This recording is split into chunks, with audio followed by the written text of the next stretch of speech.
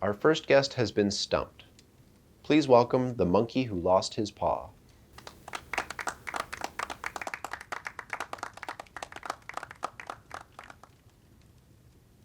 How did this happen?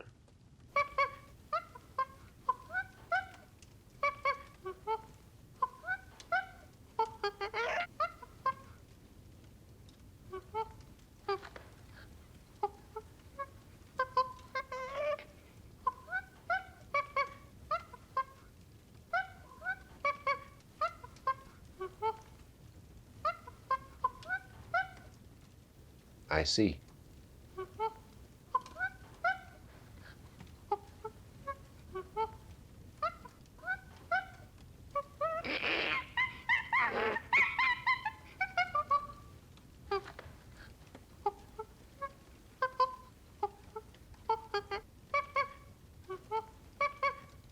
So what's next?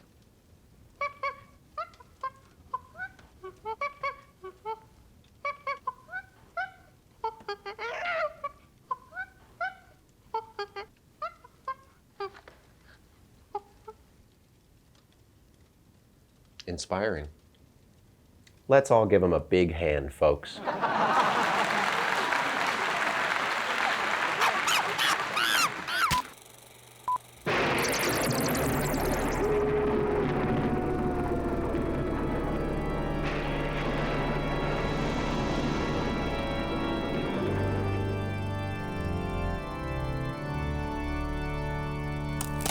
Welcome to the Bengoolie podcast. My name is Ben, but during the pod, you can refer to me as Ben. Thanks for joining us on this year first ever episode of the Bengoolie podcast. This was a suggestion from So Far So Good co-creator Nick Rohrman. He always kind of thought this would do really well if we dressed it down a little bit. So that's what we're doing. And I would love it if my beautiful friends would introduce themselves, starting with my girlfriend. Hello, I am Haley. I am, I guess, new to the horror scene. Easing in. Well, not quite. No, I've been through several Spooktobers, but I'm one of the scaredy cats, as you may call. And new to TCOM. There you go. And yes, hello. I am Megan Barry. I am also newish to the horror scene, I would say. I started dating Max 4 years ago, and he was like, "It's my thing," and I said, "Oh, all right. I guess I should learn." And Ben was like, "I am also really into horror," and I was like, "What?" So here we are. I know way too much for something I don't really enjoy. Recreational horror. Anxiety. It's just like when we play D&D. Right. Even 5 years doesn't prepare you. You're in for a ride. Yeah, I know. And who's the handsome gentleman sitting Oh, across you from me? stop it, Bengoolie. My name's Max Fettchenhauer. I am a big horror fan. I have been, I think, maybe my whole life. Ever since, like, when I was a kid, whenever my parents would describe horror movies, they would, like, describe, like, a really messed up scenario. Like, they'd be like, yeah, there's this movie Alien. It's about a bunch of people on a ship, and there's an alien, and it kills them one by one, and it, like explodes out of their chest. How it's good. old were you at this point? I think I was, like, about, like, 8 or 10. Wow. I did, because my horror movie experience does not go back as far as you think it would for somebody with a horror podcast. Right.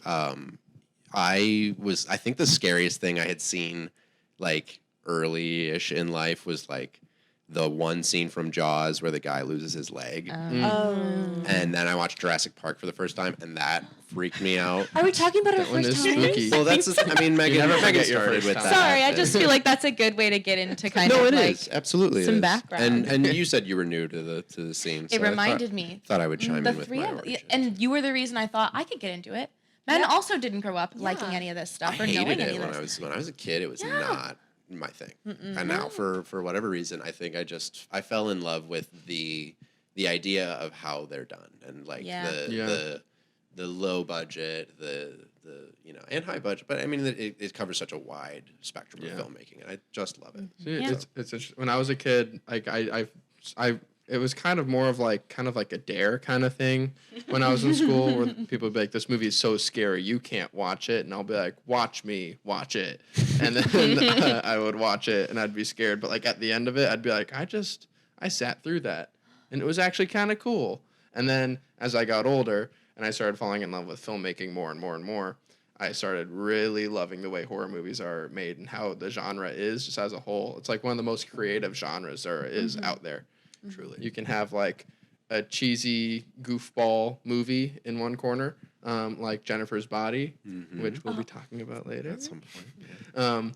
and then you can have a super serious movie in the other corner, like the Blair Witch Project. Wow, you segue so beautifully, Max. Because that's what I really wanted to talk about tonight. We are going to kind of do a movie an episode. I really wanted to start with one that each of us picked out. And so we all have our own choices, but this one was Haley's to watch. And so we all watched the Blair Witch. And just to get a refresher, some of us had seen it before. Some of us hadn't, and I want to hear what everyone's thoughts are.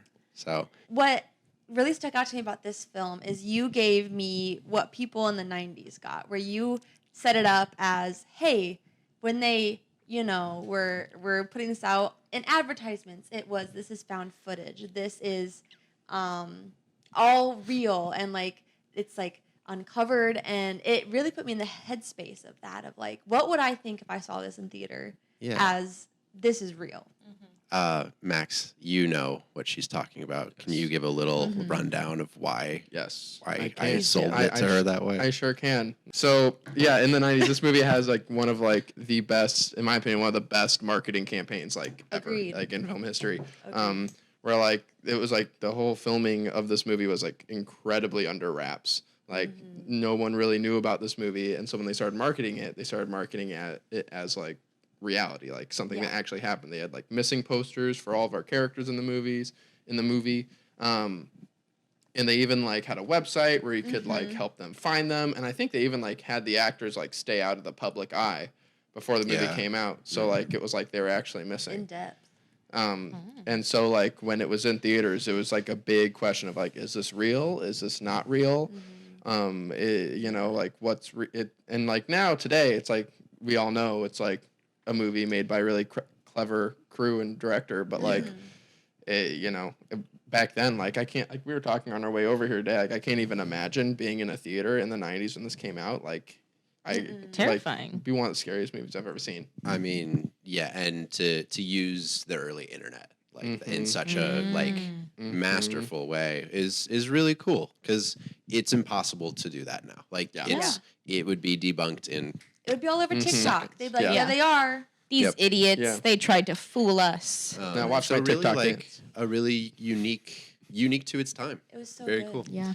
I wanted to ask what everyone's favorite single thing about this movie. It could be any, like a theme, a character, a moment, anything. I think for me, it's definitely got to be like that house at the end. Just the location, the set dressing, all of the like creepy little details. Handprints on the walls. Handprints on the walls. It was maximum chills when I first watched it, and it still brings that back. But when Josh goes missing and they find like the teeth and the flannel and like the twigs, like when all of the signs of witchiness start happening, but there's no witch, you don't see her, and like I don't know, all of that is when I started getting like the heebie-jeebies. I was like, this is this lore? Because it's seeming kind of real right now. Yeah. So that's one of mine is the ramp up. Megan, did you like anything about this movie? Yeah, maybe. I know you can definitely prove. You just said it wasn't quite your thing. It's not. No, that's the thing with horror movies is like sometimes overall it is not my genre. You tend to like more campy. Yeah, I tend to like more campy things. As Max said, I just want it to have a happy-ish ending where I just want some sort of resolution, and that's just not a found footage movie, and that's okay. Yeah. But I really did like how realistic they were at the beginning. Not even before anything creepy happened. I was like, you know what? I actually do believe that these are 3 random people, that she's kind of really annoying and they're like kind of going along with it, but also like they're going to get something out of it too. They don't think much of it, you know? But like to the point of being like, that's cringy. These guys are cringy. They think they're being so cool right now and they're so cringy. Yeah. And that was so real. Like that was very, very believable. They were cringy. Not staged. If it was like, if I compare it to something of that time, like would you say like, am I crazy? Is like Scream around the same time period? Yeah, it's in the 90s. So like a 90s teenager acting that is also like pretty good. Yeah. Like that's 90s teenager acting and writing. And this was pretty good in the sense that like they weren't cool. Yeah. They thought they were really cool and they were not cool and they were really cringy and real and annoying. They probably knew what they were doing. Yeah, I know where I'm going. Oh, look, a dead rat. Ha ha ha. Like that stuff where I'm like, kiss so not funny. But also like I know where you were at. That's so relatable. Yeah. You know? I was like, I also have been cringy at a time. That's great. I see. Personal Max. experience. What I really like, what really gives, thank you, babe. What really gives me the chills and like the heebie-jeebies when I watch this movie is like The oogly booglies. Yeah, the oogly booglies. Is like kind of like when the piles of rocks start appearing outside the tent. I really like it because it's not like written on the page. It doesn't sound that scary. You're like, oh, they wake up and there's some rocks outside their tent. It's a big deal. But like, It's the Blair Witch. Now you see the is difference upset. opinions Is the here. door open? The door is open. Yeah. What is he doing? I couldn't begin to tell you. The spooky black cat upstairs. Should I go check on it? but the way they do it in the movie really gives me chills because it's not really the rocks that's scary. It's like the implication that the rocks give off that someone was outside their tent Or something was right there stacking rocks Exactly. while they were asleep. Yeah. Perfectly described. So Full freaky. body chills. What is something that you did not like about this movie? Something even because I love this movie. It's good. But I really think that there are times that leave you wanting a little bit more. There are moments where you go, wow, they're really arguing about the same thing again, and it almost seems like they could have peppered in a little bit of different dialogue, and it's nitpicky things, but it's definitely stuff that like I think about on rewatch. So Sure. we'll go the other way. Max, what do you think is? You can bleep me out if you want, Hit it. but they say fuck so many times in this He's right. movie. Yeah. He's Oh right. my god! And it kind of felt like sometimes listening to him talk kind of feels a little bit like listening to like a middle schooler who just learned about cuss words Yeah. or like So just learned that they can say cuss words without their parents hearing, and so It's, they're just like being they're like, like practicing it, yeah, they're like saying like sentences like, oh yeah, so you can like fucking like go to the fucking thing over there and like fucking like bring it over here, Everyone sounds like Jordan Belfort in this Yes, movie. Yeah. exactly. There was also like some like the acting for the most part I think is really good. But there's like one small scene where I thought it was a little cheesy, and it was when the guy Mike, he was like sitting by the tree and he's like rocking. Oh yeah. And he's like, "We're gonna be fine, man. I found some cigarettes. I found them in the bottom of the bag." I thought he said Snickers. I'm gonna be honest. It's a big Snickers ad. Yeah, I was like, huh. that would have been a great ad. Made much more sense. Cigarettes make so much more sense. Whole You're hour not 20. you when you're hungry. No, that's why I was like, wow, you're the fucking Blair Witch when you're hungry. Damn, I had no idea. You throw away the map when It's you're just hungry. Mike, because he hasn't had a Snickers bar the Yeah. whole time. Yeah. He's like, I threw away the map. I need Should've a had a Snickers. Make a better movie. And a really good long It'd be a Snickers. good ad. twist. Cool. Sponsored by Cool. Snickers. I mean, there's so much marketing in this movie. Yeah, why not? Why not throw Why in would they not Snickers? have? Throw a Yeah. little Snickers bar. Just over in the hopes that maybe they could get a Snickers spawn after that. there. Wow. Just know that when we make the next Blair Witch Project, we're coming after you, Snickers. Coming after you. We're- Big And Snickers, Columbia. look out. My main stickler, though, with like the movie, and like this might tie into a theory that we've talked about several times that we could bring up in a minute. Theory time. Is why Mike threw the map away without really giving a good reason. He started like laughing maniacally, and I was like, "Oh, it's useless." And I'm like, "But like, It's not. It's not, but like it seemed just like a very out of character, like out of the blue move. Like I wanted him to have a motive for it. Like I'm freaking tired of you being a know-it-all. Like give me like something more than just I don't know. Because I hate it. I hate the map. Yeah. Like what? It didn't work. And What? You're absolutely right. That is such a bad excuse for like a very pivotal thing in that movie. And then that's what I was referring to. They argue about the map, and then the entire rest of Act 2, they don't stop arguing about just that map. It's just that. There's a lot of other stuff happening. If I wanted to hear about the map, I would watch Dora the Explorer. Yeah. I didn't sign up for this. No, just kidding. Scariest moment or thing about this movie? Megan. I mean, Hit 'em. I feel like it probably was when they couldn't find Josh. Because I was wondering the whole time, like, does anyone die? Or do they all die? Yeah. I don't remember. I don't think anyone ever told me. And so that was kind of probably the only moment where I was like, oh, yeah, that's... Haley. At the end, when they're in the house and we see Mike's facing the corner. And I loved how it tied in the lore of the old man who killed the children in that home. Oh, yeah. And he made him stand in the corner while he killed the other one. I forgot about that. And that's the other lore where I was like got tied in. I mean, is this like why they're acting weird? Is the house haunted? Is it the witch? I don't know. Is it just the was old weird. man? It's a good little Is he still alive? Forgot about that already. Yeah. No, there's the Mike in the corner, and then she falls down. Like, oh, it just got that always got Good. me. I didn't think about that. I love that. That's cool. What you got, Max? Oh man, yeah. So there's a lot of moments that are like really scary in this movie. Like I said, the rocks outside the tent really get me. But Heather had a line in that iconic close-up shot of her crying, saying how she's sorry and stuff. That really got me this time. It was a really good line, and it was when she said, "I'm scared to close my eyes, but I'm scared to open my eyes." Yeah. And oh my god, That got me really too. puts you in your Very headspace. poignant. Absolutely. Really good.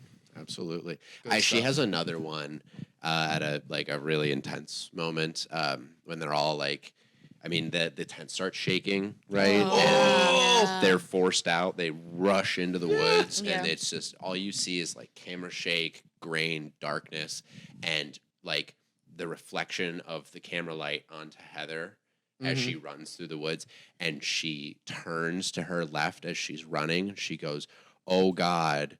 What the fuck is that? Yeah. What the fuck is that?" You don't see anything, but you know that she is seeing something. Yeah. And by God, if that doesn't scare the living shit out of me still. What do you think she saw? Give you chills. What do you think she saw? That's exactly A the thing. horse like, body person. A horse body person. I mean, that's how they described But it. she at the saw beginning of the something. movie. Yeah. She Not got how like it a was goat in the- body or something like that. Yeah. It doesn't matter what, because you don't see it, and therefore your brain fills in the details. Yes. No, that's And true. Exactly. That's what's so scary. That in was this scary. I movie. remember. No that, one can actually. ever make something scarier than like what you come up with in your own head that scares you. Absolutely. It's You know? it's why cosmic horror is so like works so well. There's the Blair Witch again. It's With the why blind. like the Lovecraftian stuff works so well. It Yeah. forces you to create your own monster, and Yeah.